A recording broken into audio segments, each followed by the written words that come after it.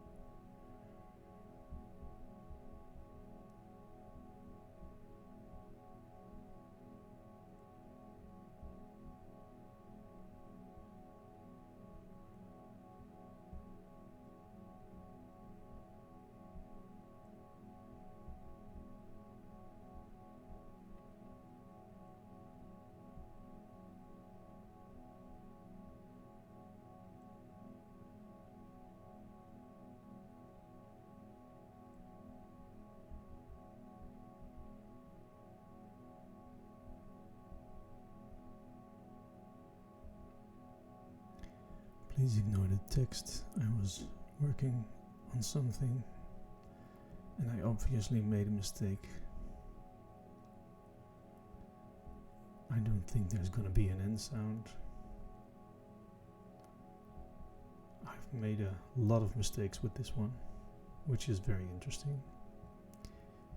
So if you have a few minutes, something has come up now, and I'd like to express what happens inside me.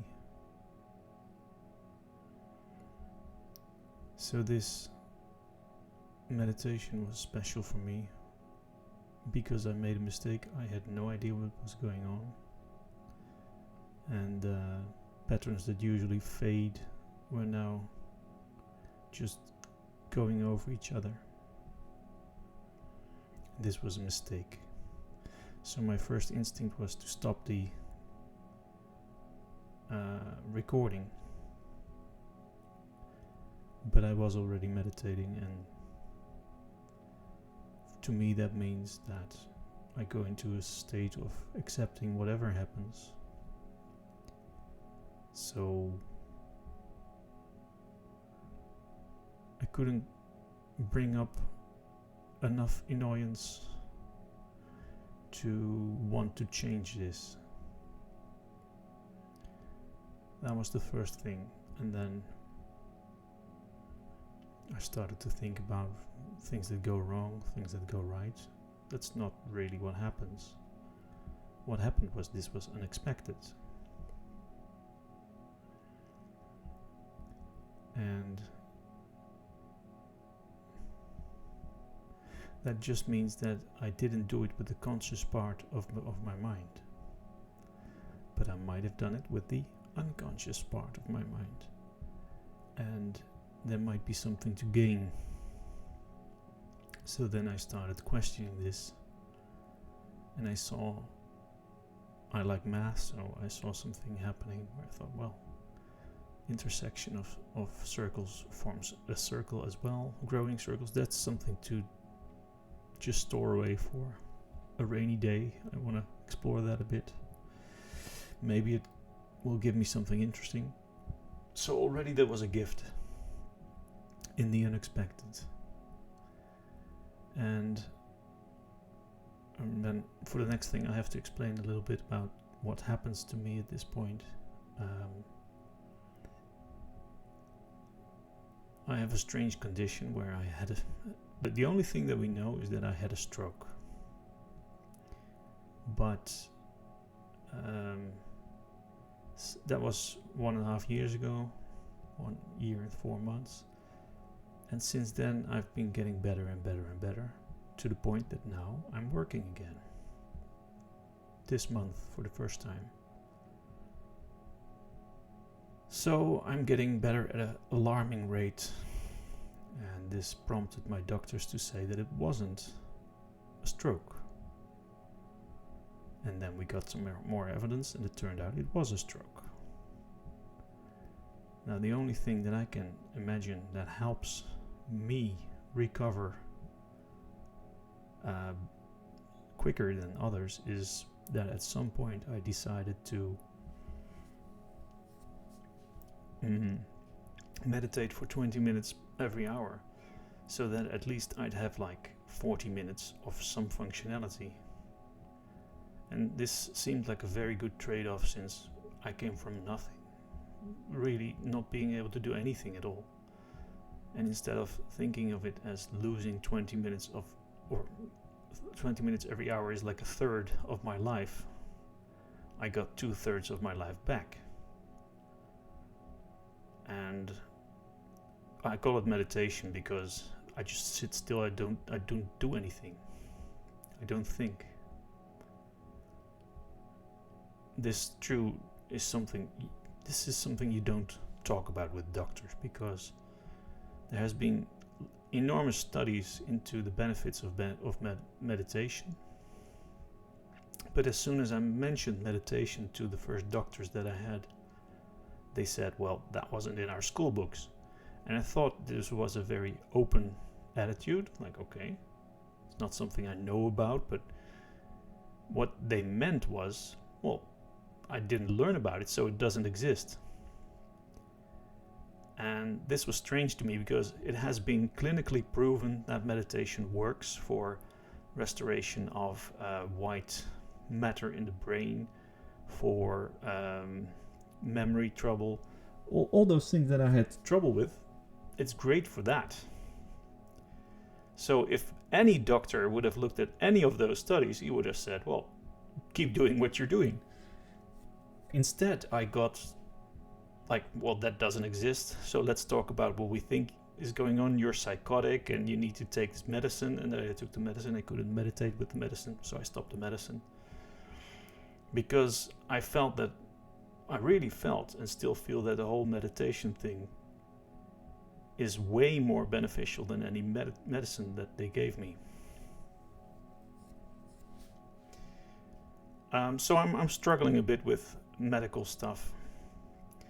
And one of the questions that I had, I'm getting better. This is something that I see, and there's no better, there's no good, there's no bad, but I'm getting more functional,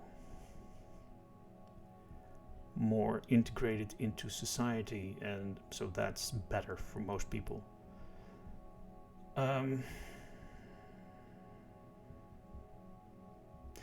what I lack is a way to measure that, because well, at first it was very, very logical. I couldn't do my zipper, and then a week later I could do my zipper.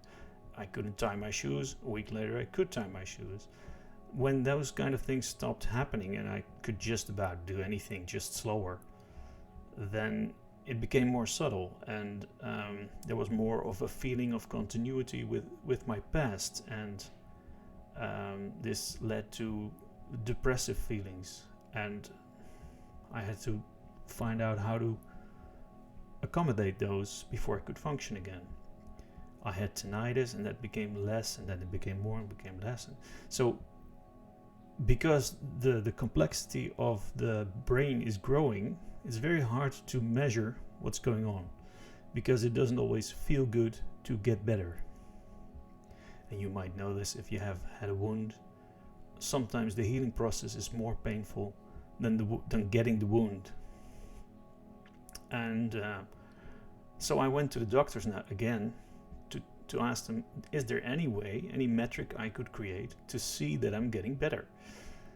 And we went into the same thing. They said, yeah, you're psychotic, and you need to take these medicines, and then you'll talk to the shrink.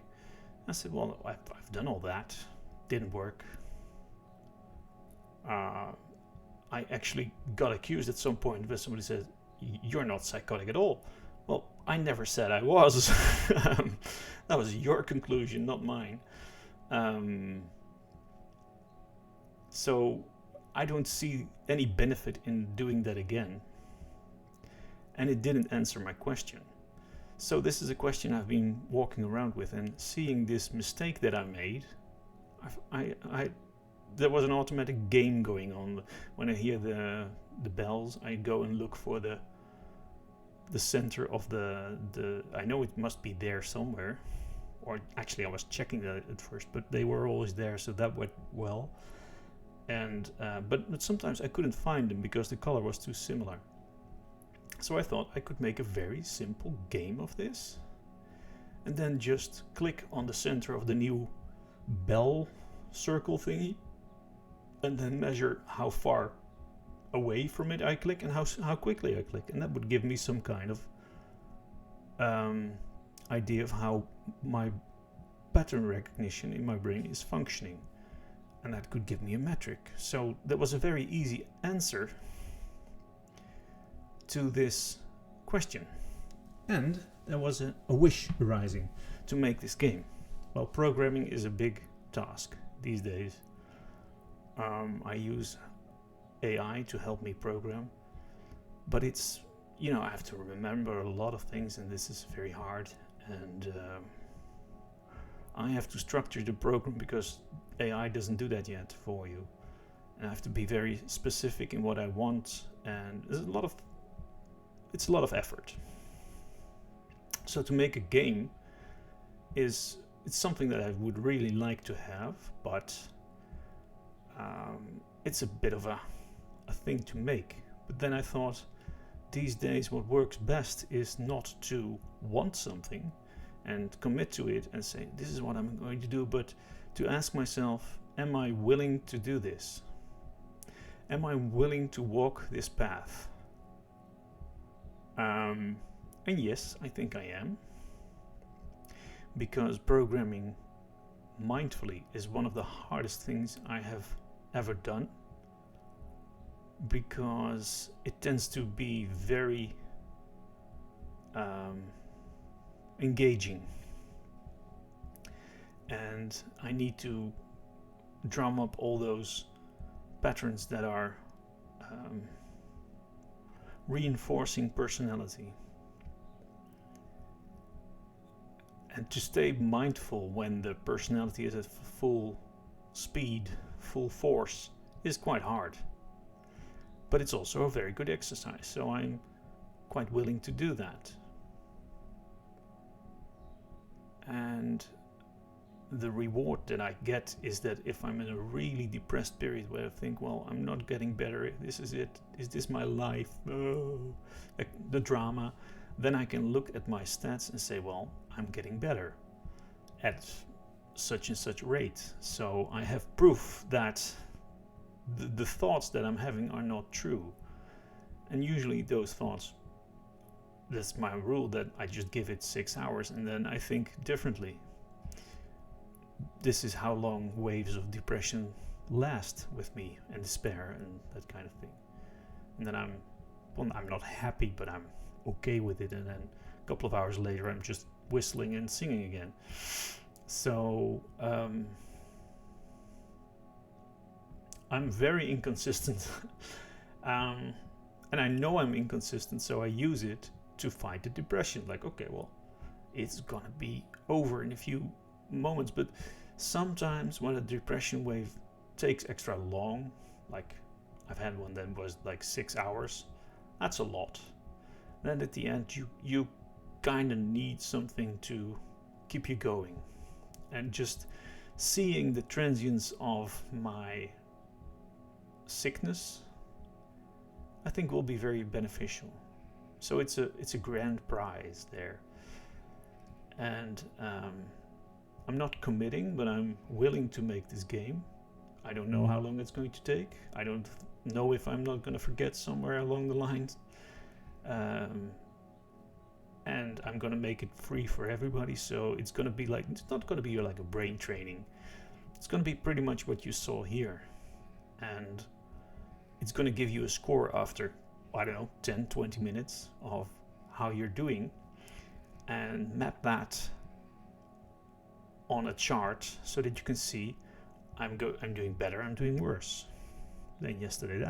Or this is the place in the month where I'm in. I think this is going to be beneficial for loads of things.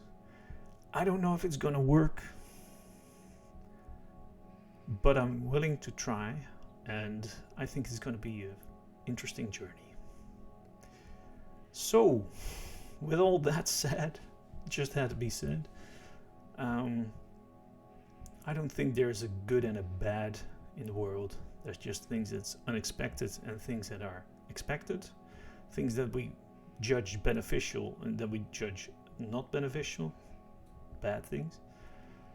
And if you take the time to tolerate that feeling, you'll find something of worth in there.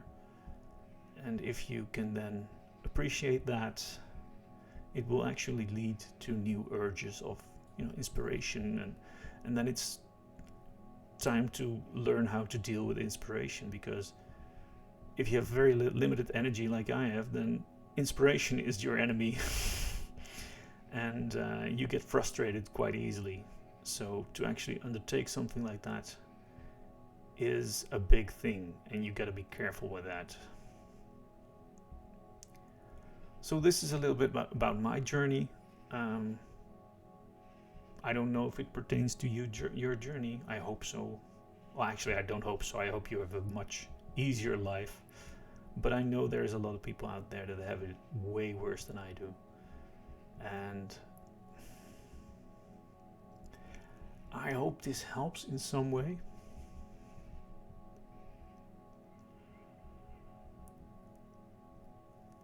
As with everything that I do now, I hope it helps somebody somewhere. And I want you to know that just by being here, you help me. And don't think I don't see you. I see numbers going up, and I get a response on this silence that I'm broadcasting that is overwhelming to me. I mean, who would have thought?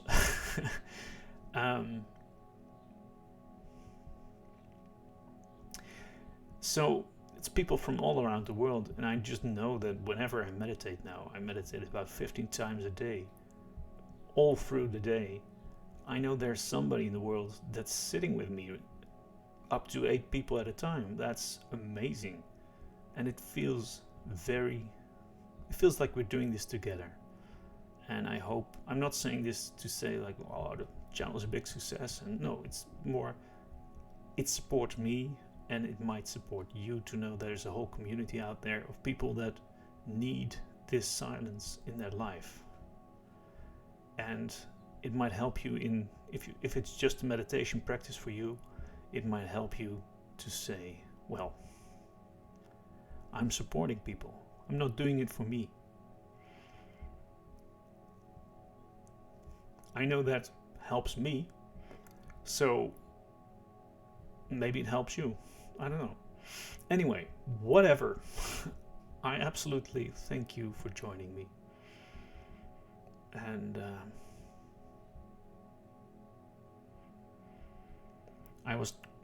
I had this idea of making 5-minute meditations. That's why it says chain another 5 minutes, so that people can just take 5 minutes at a time, because some people like to meditate 50 minutes, some 20 minutes, some half an hour.